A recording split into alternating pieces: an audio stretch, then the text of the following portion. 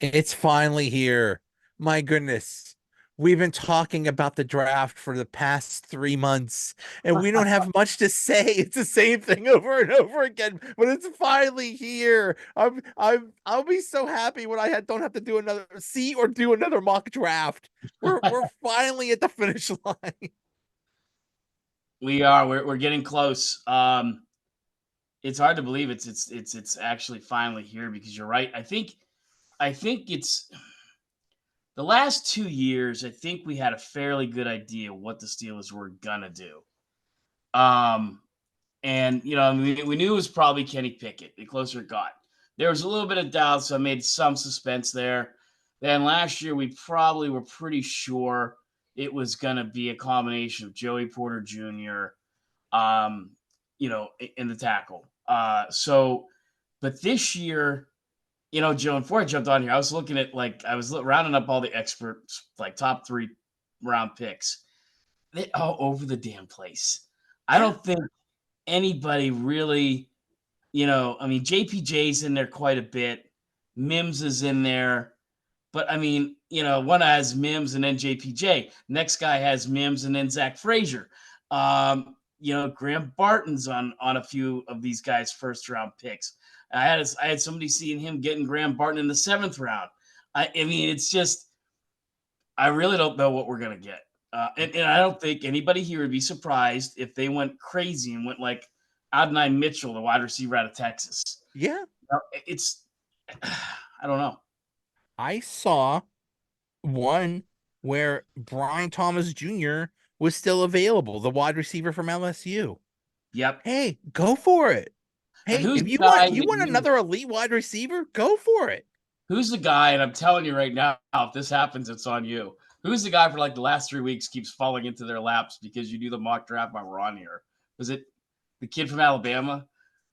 Oh, the JC Latham Yeah, or I swear to God, if we get him, that's all on you. It's well, like, well, I saw a mock draft where they got him, but they had to trade up to 16, which I think is a totally possible scenario that them moving up 4 slots to get JC Latham, because if that's a case, I think that's a best case scenario. Yeah, you'd give up like a third rounder or something like that, but hey, I mean, heck, they did it last year with Broderick Jones.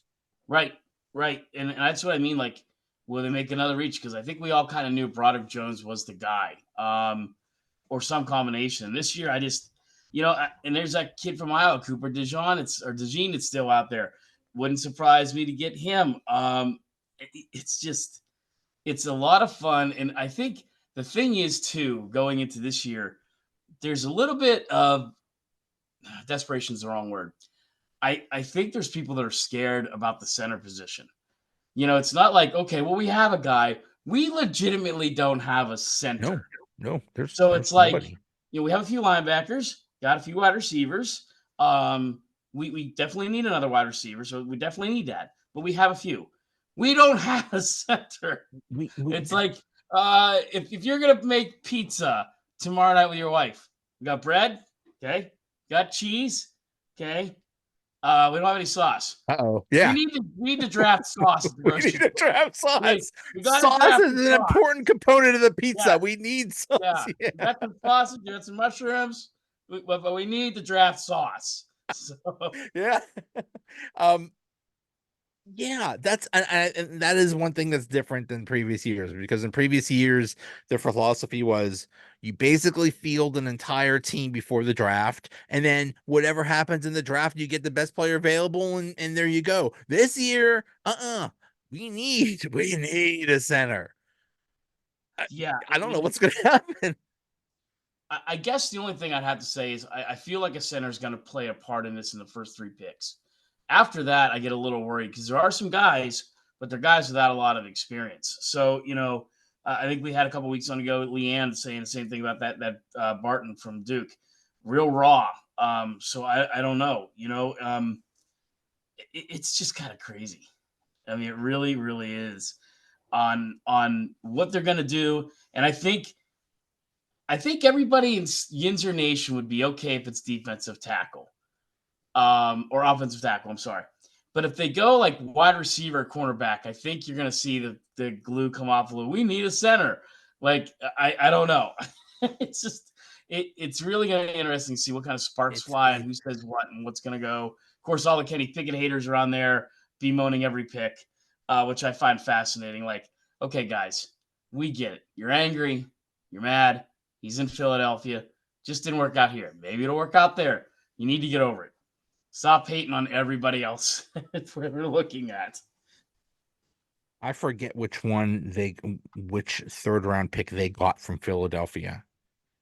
I forget which one, if it's the 84 or the 119 or whatever, but I want that Yeah. pick to be something special. I basically want I want Kenny Pickett traded for like a really good like maybe like the next like 10-year starter at center or something like that. Something Yep. really good. Yep. And like then there's been like two guys that have kind of made a little bit of a I don't want to say it's hard to say they made a rise, but they have like you hear Max Melton a lot, cornerback out of Rutgers. I got to see him play twice in his career. He's very good. He this past year he made Rutgers an actually decent team. When you have a cornerback that makes your team better, it's probably something to consider. So if they grab Max Melton at somewhere, I'm thinking maybe you can get him in the third round. I'd be really happy.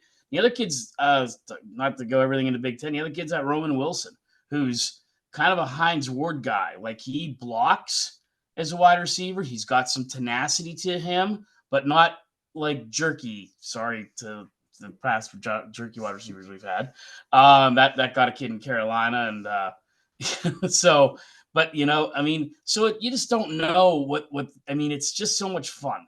I don't think they could do. I don't think there's anything, Joe, that they could do. I don't think that everybody's going to go, "What the hell? What are you doing?" I don't think so. That's the Yeah, thing. the only That's the way, the thing. only way that happens if they go like cornerback, wide receiver, like running back or something like The that. only way is if like they traded up to get a quarterback or something like that. If they like drafted Michael Penix or something like that, then we're Right. like, okay, what the hell are you doing? Like, did you guys get hacked or something? Um, yeah, and the thing about this, it seems like every year there's between one and usually I'd say on average, like, I don't know, 15, 16, 17, like what you would consider first round talent. I think this year the talent goes at least past 20 for like legit first round players. So I think you got a pretty deep draft. So even if they just sat back and just saw like how the draft worked out, how it played out, I think they'd be fine. I don't know if they're going to do that, but because hey, they need a wide receiver. They need a center. They need a tackle. They need a cornerback. They need all those things. So just maybe they let it play out. Maybe they don't. I don't know. Yeah, a guy you brought up too is Nate Wiggins out of Clemson. You brought him up a couple times. I think that would be an outstanding pick a cornerback. I guess what you could say is if they go with Wiggins or that Max Milton guy or Desheen from Iowa, then you got to say, man, we have one hell of a backfield. Not only do we have a hell of a defensive backfield, we have a very young, talented, fast defensive backfield. So I mean, okay, I mean we solidified that, I guess. But then if that's the thing, Joe, if they don't go center in the first round, which not everybody is demanding they do, um, then in the second round, now that becomes very interesting Yeah. because that's where I think I think JPJ, my guess is JPJ is the only center that might go in round one. Other than that, I think a lot of the centers do fall to round two. So that's where it gets really interesting. But where You in know, round two? That's a thing. It's like would they where would right. most likely if the Steelers want to get the center that they want, they're probably gonna have to trade up in round two. And hey, so be it. Right, and that's where I was like, that's like I think we talked a little bit about that before. Like I guess a lot of our viewers or listeners, the most way we compare that is our own fantasy draft. Like you're sitting there and like, well, okay, um, there's a guy I really like at wide receiver, but I have zero tight ends, and now like 11 are off the board, and now I'm worried about getting like so I have no choice, but I got to draft this guy, and you have to wonder is that what the Steelers are thinking because of the way they put themselves in the spot? Like, here's a second round, man. We really like that receiver. We really like that defensive lineman or that offensive guard, but we've got to go center. We don't have a choice, so we're going to go with Right, this. right. You You know, I know, mean, the Tomlin and Omar Khan had a press conference today, and you know, someone just asked him, was like, do you get the best player available, or do you go to a position of need? And you say the same thing every year. It's such a cliche. And Omar Khan said we get the best player available at a position of need. It's there you go. If some quarterback or something is available, they're not going to get him. So, uh, yeah, it's funny. Um, that Cooper DeJean fascinates me. Uh, yeah, he's not an outside corner, but he could be a slot corner and a safety. So yeah. if you get him, you're kind of getting two players, sort of. And that sounds like that's just really fascinating. He just sounds like he would be a really interesting option in that defense. He does, and he's the kind of guy. This if you, I know Pitt, you're mostly delving into the ACC, but this is a guy that Iowa defense was so good this past year. It kept them in almost every game because their offense was so pitiful. Um, and he was a big part of that. He could cover a guy like Marvin Harrison Jr., but he can also knock a tight end on his butt.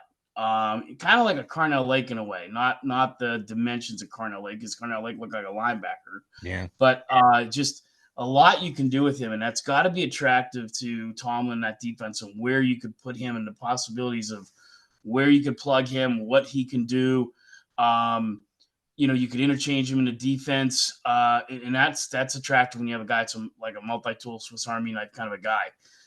And he not only that, but Steelers, for all they did last year, they still had problems sometimes with tackling. We've said that a couple times, and he's a guy that's not going to have a problem with tackling. He's a great tackler. He is your classic wrap and bring you down with both arms kind of a guy. Did not get a lot of penalties. One of the least penalized players on that team. Very few pass interference calls. So it tells you two things. One, he's disciplined. Two, he doesn't get beat a lot, right? So he's not playing catch up to bring a guy back in.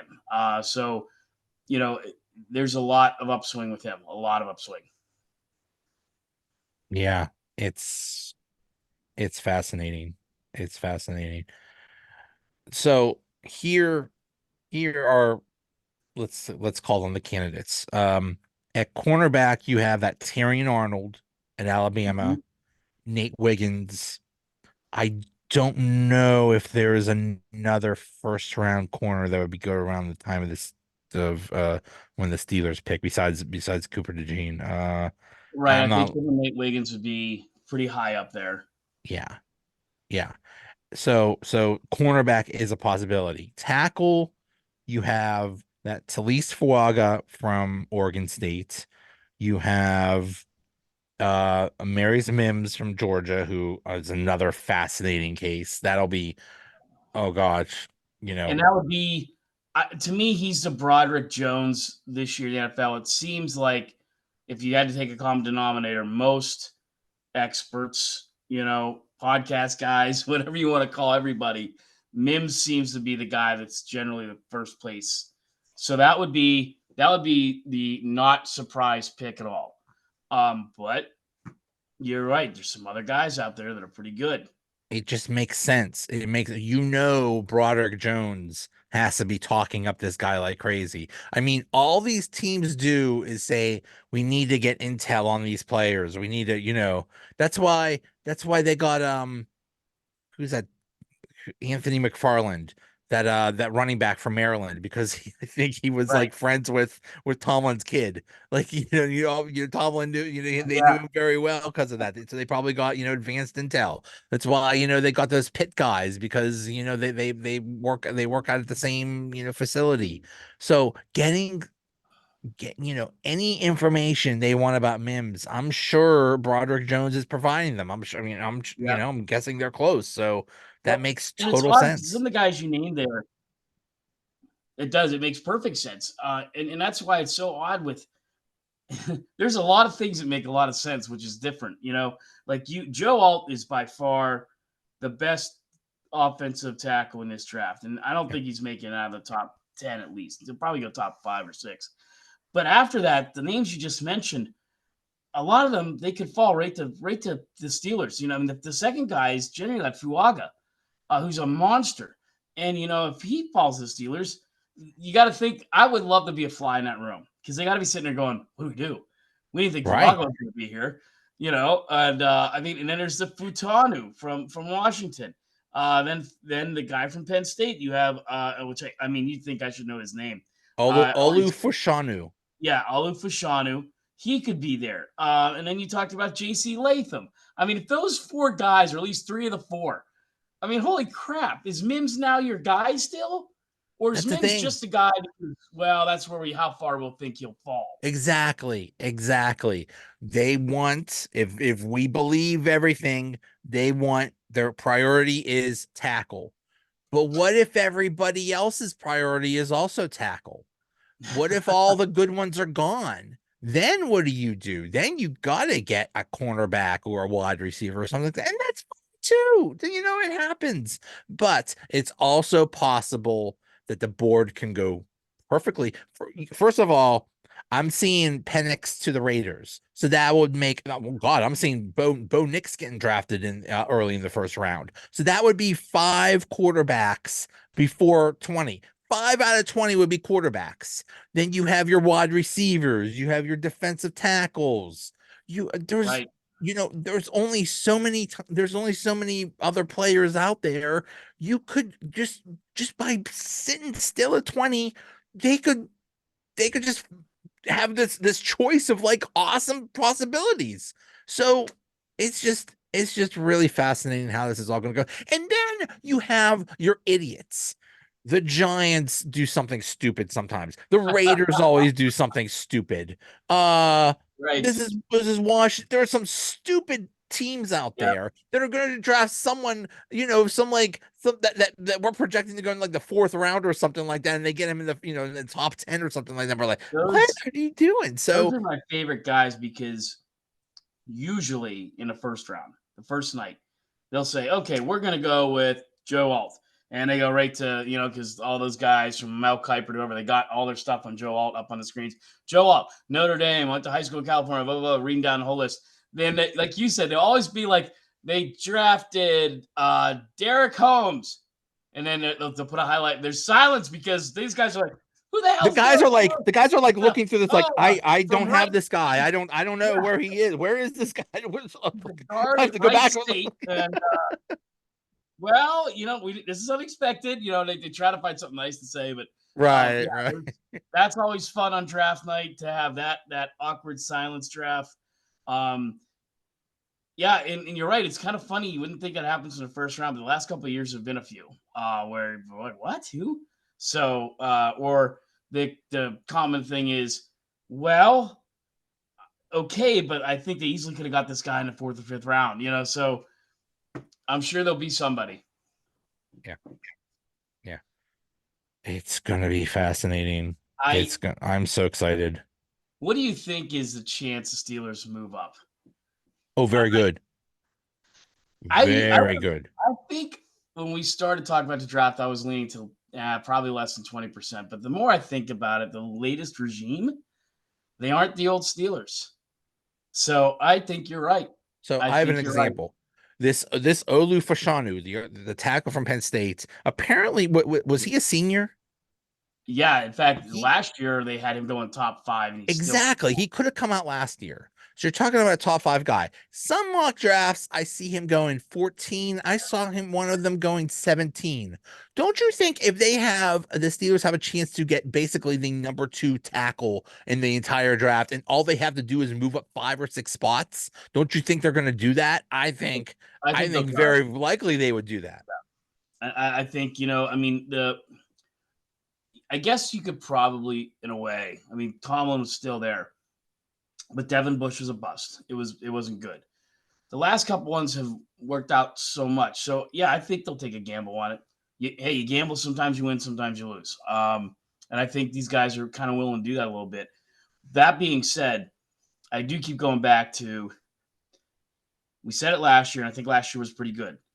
They got to hit again this year, Joe. They can't have a bad draft class if they want to keep on contending and improving.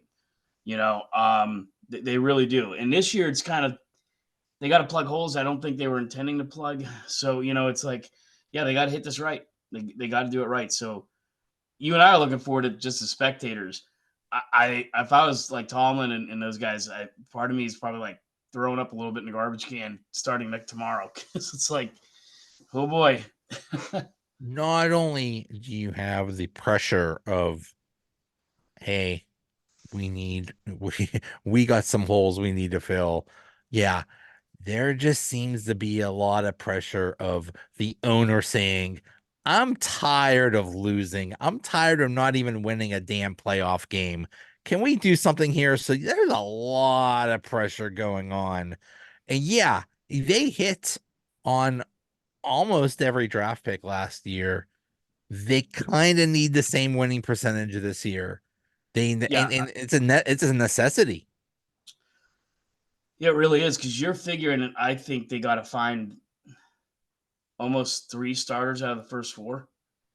Yeah. And that's scary to think that, but you need a unless they find a receiver somewhere else in free agency or something. They need a starting receiver, a starting center, and a starting tackle. I mean, really, I mean, maybe not. I don't know, Joe, what you think about that, but they at least need a new starting center, a new starting wide receiver, uh, and they possibly need a starting, cornerback. So I mean, it's very interesting, very interesting, It's and that's a just, lot. You're putting on some rookies, yeah, yeah, that's the thing.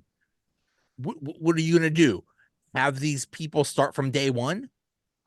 right? That's not good. Right. Although, and maybe that's why the center of the tackle is a safer pick because while all rookies do struggle to a point, I think interior linemen, offense and defensive, both I feel adjust the fastest. There's always that proverbial. Remember, even when they drafted Big Ben, he started behind Tommy Maddox, and they kind of eased JPJ in there a little bit. And you're thinking, no, get him in there. Remember how everyone was like calling like JPJ needs to be a starter? And then what Right, game was that? It was because they didn't play him hardly at all against the 49ers. Everyone is already like, okay, it's time to put JPJ in. And then like the game he starts, I think he had an interception his first NFL game, maybe. Um, but it's like Pirates fans right now, like, when are we going to bring up Skeens? Because he's right, just absolutely right. killing people. So, yeah, Well, the Steelers lately have had this philosophy of you don't start the rookies right away. I think because you have, the rookie wall is a thing.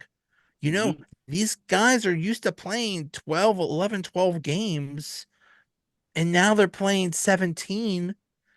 And so yeah, bring along slowly. And I think what they saw in previous years is if you had like a rookie that was doing really well, they just crapped out at the end. They just got tired. So it's like, okay, we'll save you in the beginning. We were saying the same thing about Broderick Jones. Like, why the heck aren't you starting him?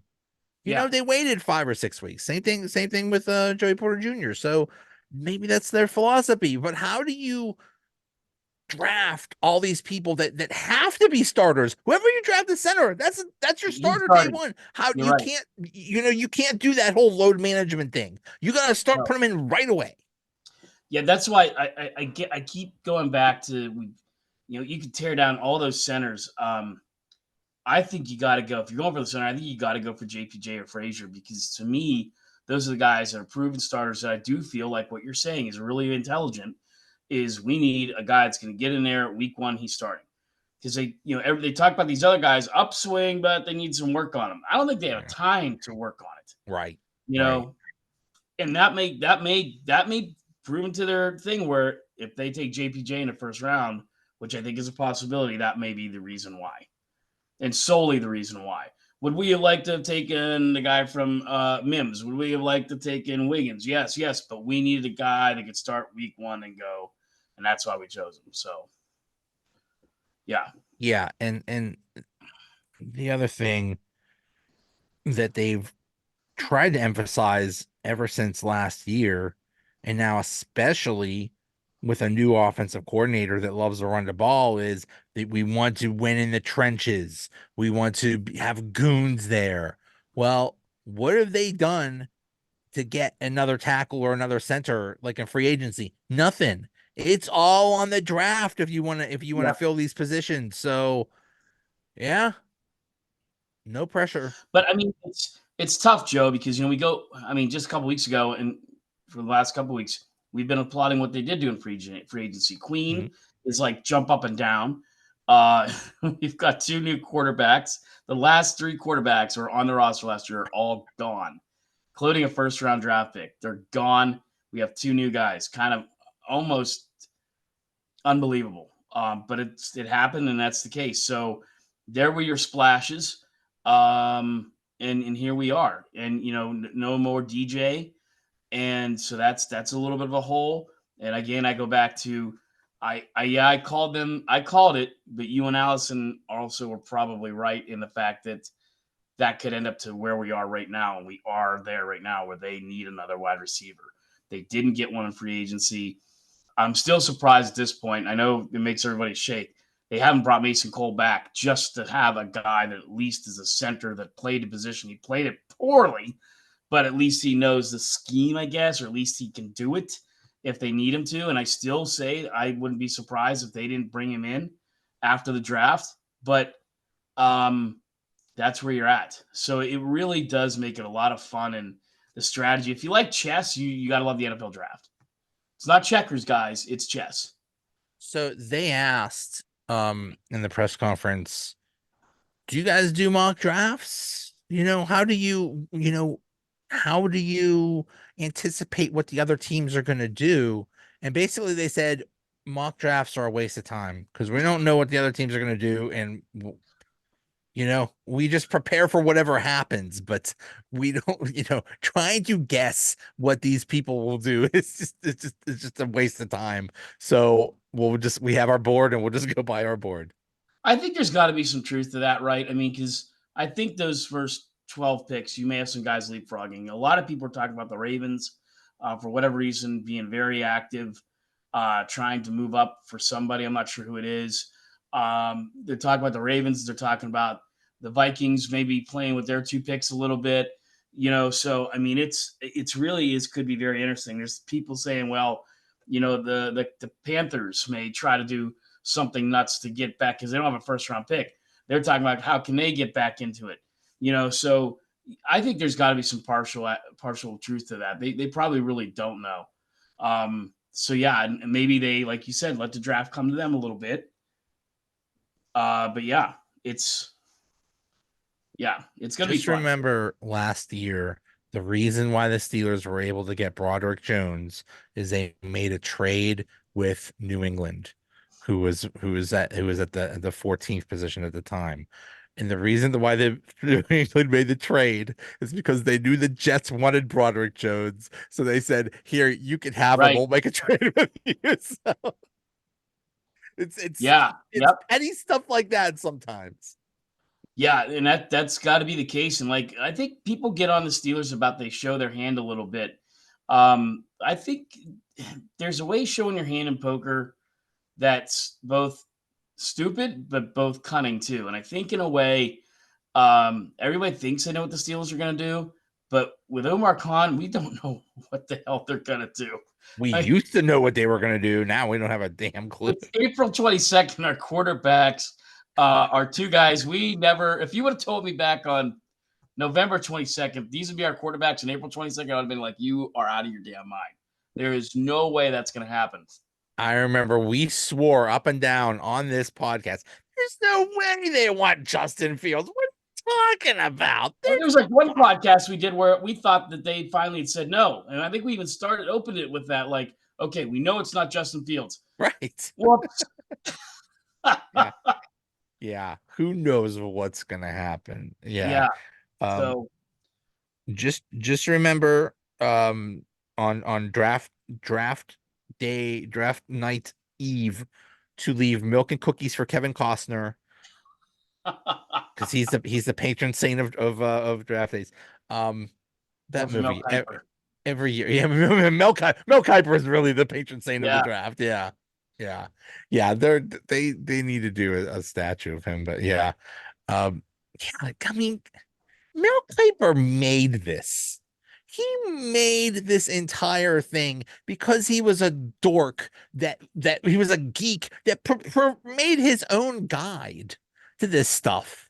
Nobody knew this stuff before. Nobody had, maybe you had like a magazine or something like that. Maybe I don't even know if right. that was a thing back then. He made his own book of draft prospects, and then he gets on ESPN and he became a legend, and because of him, and really only him, he was the dude. And then I guess that Bill Tobin just recently passed away because everybody was Yeah, showing the clip of him saying, "Who the hell's Mel Kiper?" which is one of the great yeah. clips of all time. Oh, one of the great of all time. Yeah, You yeah. know, Yeah. Bill was that Bill Polian? I maybe can't it was remember. Bill Polian. Yeah, maybe. Yeah. Yeah, yeah, Well, because that was the year, if I remember right, the Colts had picks 1 and 2, one of those weird ass deals, and they went with Steve Entman, who was a defensive tackle from Washington, or no, offensive tackle, and they went with Quentin Coriat, who I believe was out of the University of Miami. And that's when, like, you look at the Colts, who were 1 and 15 for like the second year in a row. And that's why I think he said this is why they are 1 and 15. They're picking every year. And Etman was supposed to be like, Tony Mandrich, like a can't miss product. He was gone in like 3 years, so he was right. Quentin Coriat ended up being okay, but not. I mean, I think he's in the NFL for about 5 or 8 years, but not he was second round. okay. Yeah, He was okay. He wasn't second round, second overall pick material, you know. And then it was what, a few years later they go with Peyton Manning over Ryan Leaf, I believe it was. Was it yeah. Peyton Manning and then Ryan Leaf? I think it No, it was. was Ryan Leaf and then Peyton Manning. I think it was Ryan Leaf, then Peyton Manning.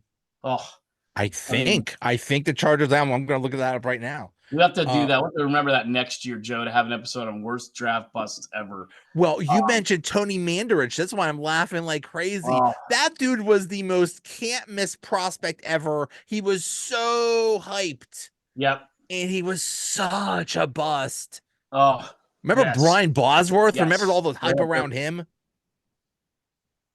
Oh, and I'll never forget sitting there Sunday night watching him and Bo play that game, Seahawks and Raiders, and And he's Bo drunk. ran him over. Yep, yep. Yeah. But you're right about Kuiper. I mean, so I was talking to my wife earlier about this. Like, I remember we got cable. I want to say it was in 1986 or 85, something like that. And even though like now you have all these things, we still only got probably like 30 channels on top of the 3 or 4 we had. Right? You had like all these things, but ESPN was one of them. And I remember just, they're talking about it. I'm like, okay. And I forget what reason it was, but I remember that first year having it, sitting there on ESPN, watching them do that, like in the late 80s is when they ran the whole thing. And I just couldn't take my eyes off it. It's Yeah. like, I mean, he had so much research. It was almost like every pick they just turned to see, okay, Mel, who the hell's this tackle from Oklahoma? Right, Like, right. and he They didn't knew. know. Yeah. Yeah, they're Right. all just He was like, like, Mel, him. please help us, Mel. Yeah. It was him. It was obviously the Pete Axholm was in there, and then of course a couple of the other guys. But I mean, Mel led the show. So in He, that he 98 draft, it was Peyton Manning first. it was, yeah. Took Peyton Manning first. The San Diego Chargers took Ryan Leaf second. Oakland ended up with Charles Woodson and at number 4. That worked out Right. well. That worked out The pretty well the Bears got Curtis Enis, the running back from Penn from Penn State. State. Yep. Oh, Who did okay, but was pretty much kind of a bust. yeah. Yep. Jacksonville took Fred Taylor, the running back, ninth. Who just was he owned us. Oh I mean, God. how many games? And it Oh, wasn't like he ran for like 109 yards. He'd run for like 300 yards against us. he just owned the Steelers. Oh, And then for some reason, Randy Moss went 21st to the Vikings. I think he was like a Dan Marino situation where it's like, oh, we heard her rumors or Yeah, it whatever. was all his whole life. That one of the better 30 for 30s is his life, Oh and yeah. how I was it Michigan that he may have been going to, and they all that crap came out, and so he went to Marshall. You know, because I remember think he there went to was like 3 or 4 schools he was going to go to, and he yeah, just kept getting in trouble and stuff. And and then he goes to Marshall, and like never nobody ever heard of Marshall before, and now Marshall, they go Division 1, and he's insane at Marshall. But yep, oh yeah, oh my God, yep, he was a man among boys at Marshall. oh Especially Marshall wasn't playing the greatest competition. I mean, I've seen him. No, sometimes it's like, oh, cute. He's hurtling over someone. The dude was like he was like Superman. He was just flying over people. It was disgusting. yeah, Um, yep, so there were 4 Hall of Famers drafted in that 98 draft: Peyton Manning, Charles Woodson, Randy Moss, and Alan Faneca by the Steelers at Steelers, 26. yep, which is a great pick, and I mean, I still say you go back to Super Bowl 40, and he's the one that sprung that block that let Willie Parker go nuts, and that's what really I think put the Steelers ahead at that point, and they really never looked back too much. The other fun thing about those ESPN things is this is the first, a lot of times it's not like now where you can watch every single college football game that's ever existed. You rarely saw some of these people. We didn't see all of LSU's games. So when Alan Faneca gets drafted, we knew about him because we knew he was supposed to be a guard, and then that was kind of controversial why he taking a guard in the first round. But I remember people were like, yeah, he's that good. But I would just, they announced the player, and then you see highlights of the guy, and you see highlights of Alan Faneca, throwing people around and knocking people into the next solar system. It's like, oh, Yep. okay, we got a good one. Yeah. Yep. I remember that. I remember, and I think it was one of the first years I watched NFL draft was '87, and I told my dad, they picked some guy from Purdue named Rod Woodson, and well, I mean, to this day, the one Steeler I wish we never ever would have let go anywhere. I Uh, feel just like just he just should have. convert him to safety or something. That hurts. That hurt when he went to San Francisco and then the Ravens. That hurt because he was my first love. He was one of my he was Oh, my first jersey that I ever got was Rod Woodson. yep, Uh, yeah, that guy he is, oh God, he's an idol. And yep, I now a lot of times, almost every single time, it's a cliche of coaches. They say, "Oh, we can't believe this player fell to us. We're so happy." No, this time they were legit shocked that Rod Woodson fell to them.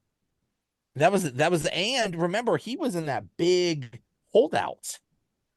yeah, yep. And that was probably one of Chuck Noll's last real guys that I would say that he probably, because I think Eric Green would have been a pick from Chuck Noll.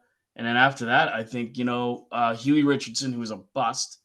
And then you went to Leon Searcy. I think that was Bill Cowher's first pick. Either Searcy or Dion Figures would have been Cowher. But yeah, yep. Yeah, that was a rough draft for everyone else. Kind of funny to um, look down that. So it was Faneca. Then in 1990, they go with Troy Edwards, who stunk. oh, But then it was Plex the next year. And I think well, that was Plex and Cabarrus the last time they picked inside a top 10. Yes, it they took was. Plex to top. They Plexico picked. Burst was the number 8 overall Well, pick in 2000. they got Plex number 8 because they drafted Troy Edwards Yeah, because yeah, of the right. year before. Well, guess what? Yeah, yeah. So We need a wide receiver. Okay, now we again, really need a wide receiver. And you the like funny thing about Troy Edwards was, I think, did he play for, was it Louisiana Tech or Louisiana something like Tech that? where Bradshaw went. Bradshaw went, He had those and crazy numbers, like one game. collegiate. He had one game where he had like 400 yards receiving, and that made his entire. That's why the only reason he got drafted. Right. One good game. He had one good game, and that made his career. Same thing with Jadeveon Clowney. One Then good go, game, it makes his yeah. entire career. then 01, you start getting back into the Super Bowl, next Super Bowl. You had Casey Hampton, Big Snack, who was the 19th overall. Then Kendall Simmons, and oh god, man, Kendall Simmons. Um, wasn't he brought up with the Kenny Pickett? Because I think Kendall Simmons was the last guy. Because I think the Steelers only kept him for like 3 years. Because isn't that what they said with Kenny Pickett? I think Right. so. So I think so. It's like, yeah, this he's in is the the Kenny last guy to Pickett last club. so Yep. short.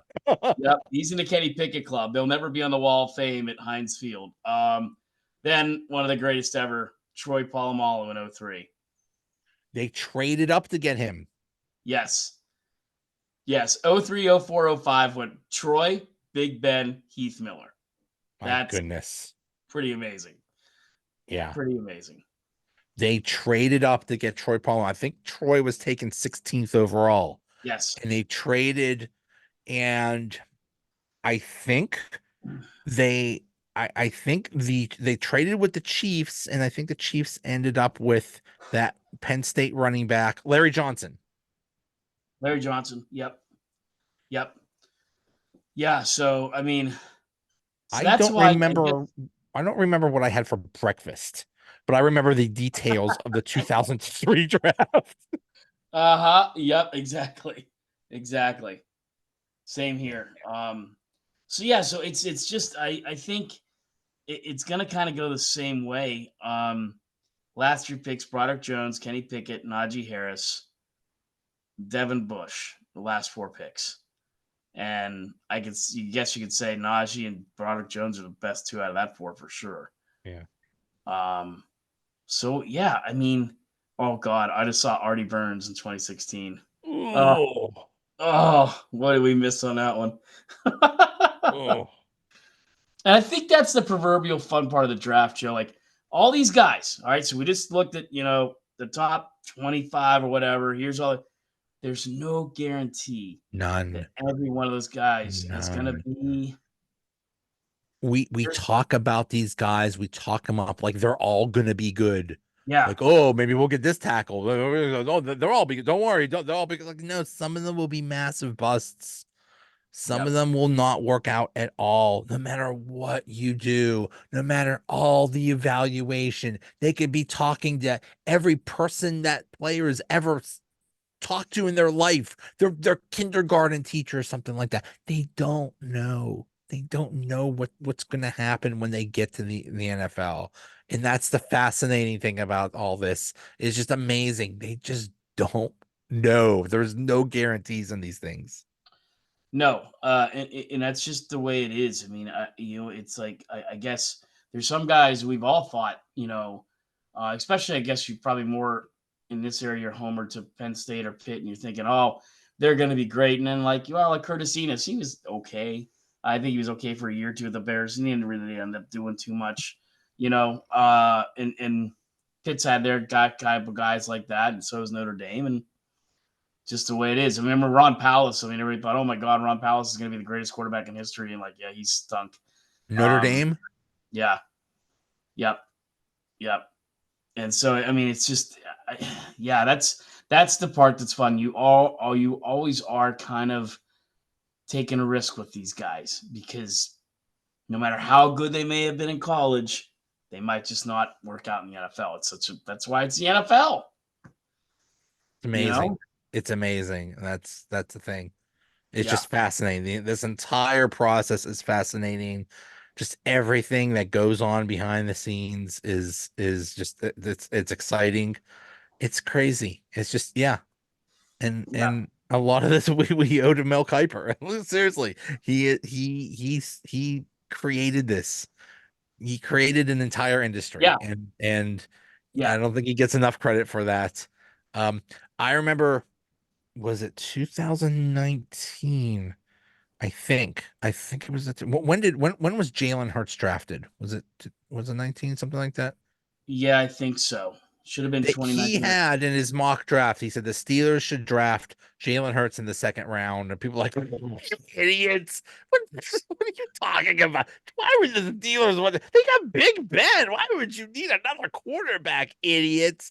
Look at him now. So But it's that history plays into it, and I don't care whatever you say. Nobody will ever convince me. And this isn't necessarily isn't a knock on Kenny Pickett. It's not. You can't tell me what happened in 1984 with Dan Marino did not play into picking Kenny Pickett a couple 3 years ago. You can't. I mean, it had to be. It was there. We can't have another Dan Marino. I legitimately think they bought into that a little bit. I really, really do. Yeah. And yeah, yep. Because God, we sit here all the time, at least once every other podcast, and say, could you imagine?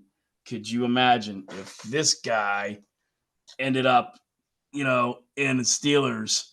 You know, I you go to wonder if it most would have winter worked. houses, there'll be the proverbial Miami Dolphin something like this Oh because yeah. Marino, right? And that's the only reason why. There's no other connection to the Miami Dolphins. There's it's the guy like if we only would have, you know.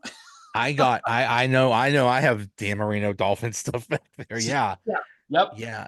Yep. And how the Steelers in theory would know every single thing about Kenny Pickett.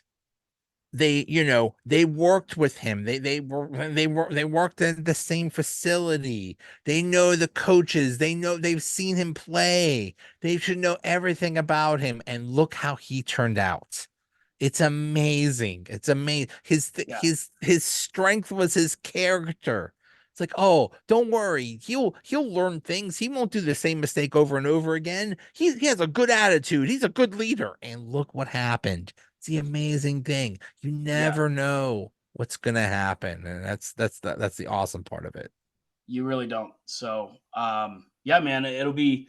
I guess we'll have to try to just go live tweeting and have a lot of fun I'm with that. gonna I'm gonna have I'm gonna try to work. See, here's the thing. I don't want to be on for 4 hours, but I do want to be on like the hour before the Steelers pick, and I want to have some kind of live thing. I'm still working on it. I'll let you know. Let me know. Yeah. Yeah, we'll do something. Um, we'll see. I'm hoping to have it like more interactive. That would be like a live chat thing with like people on Twitter or something like that. We'll see. We'll see. We'll work something out. But yeah, but that's the thing. I need to time it out because I need to. I don't want a 3 hour talk. We could talk for 3 hours about the first round of the draft, but still, I Right. want to limit it to like 1 hour if I Yeah, could. for sure. All right, Joe. All right, sir. Hey, thanks a lot. See you Thursday. Thank you. Yep. Bye. Bye.